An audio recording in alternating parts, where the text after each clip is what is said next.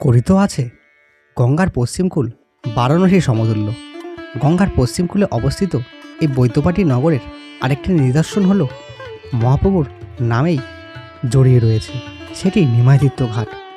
জনশ্রুতি অনুযায়ী শ্রী কেশব ভারতীর কাছ থেকে দীক্ষা গ্রহণের পর কাটোয়া থেকে গঙ্গাপথের নৌকাযুগে নিমাই সন্ন্যাসী বৈদ্যবাটী ঘাটে উপস্থিত হন এবং তিনি স্বল্প কিছুদিন বিশ্রাম গ্রহণের জন্য থেকেছিলেন।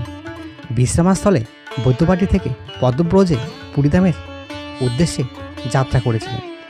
তবে বন্ধুরা, ১৬শ শতাব্দীতে বিপ্রদাস পিপিলাইয়ের মনসামঙ্গল কাব্যে এই ঘাটের কথা উল্লেখ করেন। মহাপ্রভু আগমনের ফলে নিম গাছে নাকি চাপা ফুলও ফুটেছিল। তিনি ভদ্রকালীর সংলগ্ন এলাকায় একটি মিষ্টির দোকানে মিষ্টি খেয়ে পয়সার বদলে স্বর্ণ বালাও দিয়েছিলেন, এমন কিছু প্রচলিত কথা শুনতে পাওয়া যায়।